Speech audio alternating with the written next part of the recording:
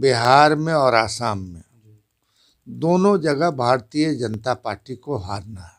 नमस्कार, news for nation देख रहे हैं आप। मैं हूं आपके साथ धीरज सिंह। बिहार में करीब 3 महीने के बाद मंत्रिमंडल का विस्तार हो गया, लेकिन इसको लेकर भी लगातार विपक्ष की ओर से सवाल उठाया गया। कहा जा रहा है मंत्रिमंडल में जो लोगों को जगह दिया गया या तो वो आपराधिक छवि के हैं, नहीं तो इस महिलाओं की और क्षेत्र के हिसाब से भी काफ़ी कमी देख रहे हैं। हमारे साथ बात करने के लिए आरजेडी के वरिष्ठ नेता अब्दुल बारी सिद्दीकी साहब हैं।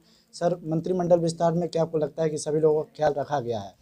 ऐसा है कि अब ये उनका अपना है, ढोल तो बहुत पीटा है उन्होंने, और बिहार की तरक्की का, बिहार के चौमुखी विकास का, महिलाओं का, युवाओं का, रोजगार का, शिक्षा का, सब चीज़ों का।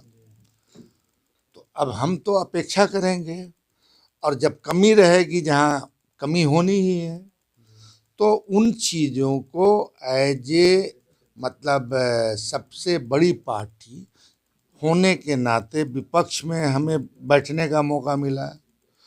उन मुद्दों को हम उनको याद दिलाएंगे, उसको उठाएंगे, दबाव डालेंगे।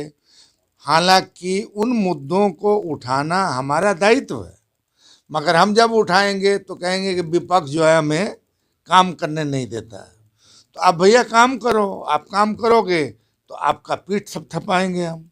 आप जो है काम में, बिहार के लोगों की जन आकांक्षा है विशेष राज्य का दर्जा, वो आप दिलवाइए। डबल इंजन की सरकार है, आपका हम पीठ थपथपाएंगे, आपकी तारीफ करेंगे।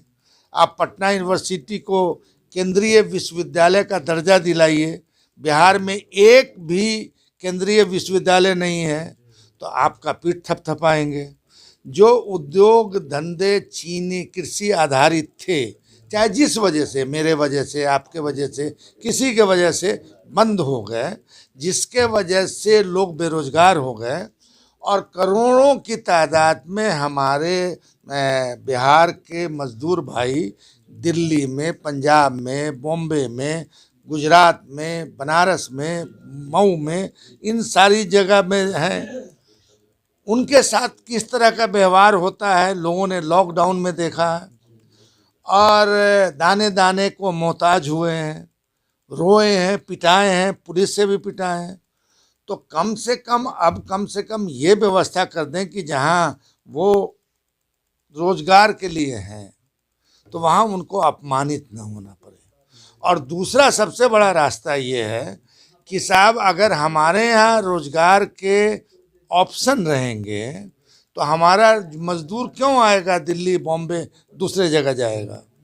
तो हमारा मजदूर वहीं चीनी मिल में लगेगा, पेपर मिल में लगेगा, कृषि आधारित उद्योग धंधे में लगेगा, छोटे छोटे रोजगार में लगेंगे। तो मेरी अपेक्षा है कि साहब इस पर भी माननीय मुख्यमंत्री के कथनी और करनी में सामंजस्य होना चाहिए। और अब कह रहे हैं कि साहब हम, ये स्थिति है, ये स्थिति है। तो एक उर्दू में शेर है कि इब्तदाई इश्क है रोता है क्या, आगे आगे देखिए होता है क्या। तो अब तो आप ये बहानेबाजी कब तक चलेंगे? 15 साल तो आपका शासन हो गया, 20वें साल में आप आए हैं।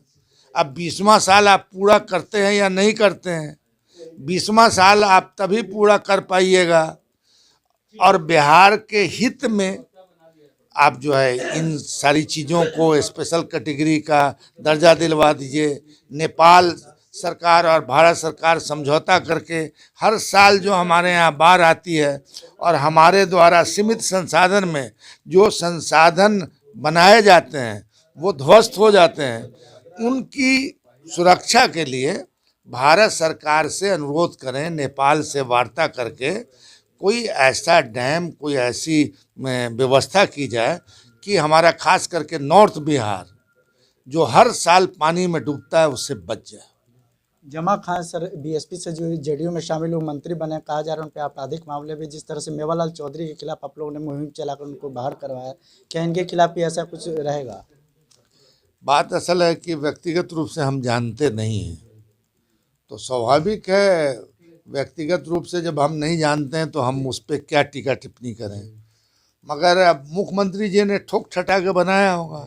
मुख्यमंत्री जी कहते थे हमारे यहाँ बहुत सारे लोग हैं इस तरह के, तो हम तो मुख्यमंत्री जी से जो हमारे सुशासन बाबू हैं उनसे ये अपेक्षा है कि साहब अच्छे अच्छे लोगों को लाए होंगे तो उनका अच्छा कृतित्व और नेतृत्व बिहार देखेगा। बंगाल चुनाव और असम चुनाव को लेकर लगातार आप लोग की बैठकें हुई कल दिल्ली में, उसके बाद कहा जा रहा है कि टीएमसी से भी बातचीत चल रही है, लेकिन कोई सकारात्मक रवैया नजर नहीं आ रहा है। नहीं देखिए, ऐसा ऐसा है कि बिहार में और आसाम में दोनों जगह भारतीय जनता पार्टी को हारना है, बंगाल और बिहार दोनों आसाम। अच्छा। और अभी पूरी शक्ति जहां केंद्र सरकार में आप मंत्री हैं और आपको मंत्री का दायित्व का भी निर्वहन करना है, वहाँ रोज भारत सरकार के कैबिनेट मिनिस्टर जो है कहीं 5 कहीं 6 कहीं 7 डेली एक स्टेट में जो है अपना पड़ाव डालते हैं। तो अब उनके लिए प्राथमिकता जो है वो बंगाल चुनाव है और आसाम चुनाव है। ठीक है, राजनीतिक रूप से आपका वो भी प्राथमिकता हो तो मुझको कोई आपत्ति नहीं है, मगर जब आप सरकार में हैं तो सरकार में आपकी पहली प्राथमिकता है भारत की जनता जो सुविधा चाह रही है, रोजगार, शिक्षा वगैरह वगैरह, उसका एक तरह से निदान करना। और दूसरा, जो हमारा मुल्क है इसमें हमारे पुरखों ने जो है भाईचारा, अमन शांति और कंधे से कंधे मिलाकर जो है एक दूसरे की संस्कृति में, दूसरे के त्यौहार में शामिल होना और उसका आदर करना सिखाया। उसको एक राजनीतिक दल चुनाव जीतने के लिए जो है वो एक तरह से घृणा का, द्वेष का, जलन का, नफरत का जो माहौल पैदा कर रहा है, तो इससे हो सकता है कि उससे कहीं कहीं आप जीत जाते हैं, जीत जाएंगे, मगर उससे देश मजबूत नहीं बनेगा। देश को मजबूत बनाना है तो जो हमारा सामाजिक रिश्ता था वो और गहरा हो, भाईचारा कायम हो, अमन शांति का माहौल रहे। इस पर किसी भी तरह का, किसी भी राजनीतिक दल को, चाहे हम हो या कोई हो, उसको कुठाराघात नहीं करना चाहिए।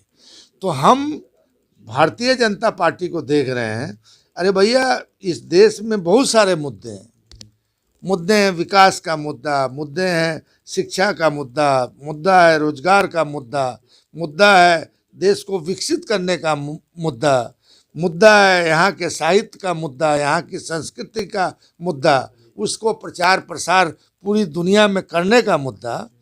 इन चीज़ों को छोड़कर आप जो नफरत और घृणा और द्वेष की राजनीति कर रहे हैं, इससे समाज कमज़ोर होता है और अच्छी बात नहीं है।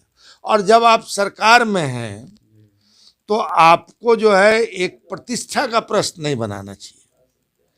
किसान आंदोलन को जिस रूप में आप कुचल रहे हैं और नेगलेक्ट कर रहे हैं, यह समझिए आने वाले दिनों में आपके लिए बड़ा भारी पड़ेगा और इसको झेलना पड़ेगा।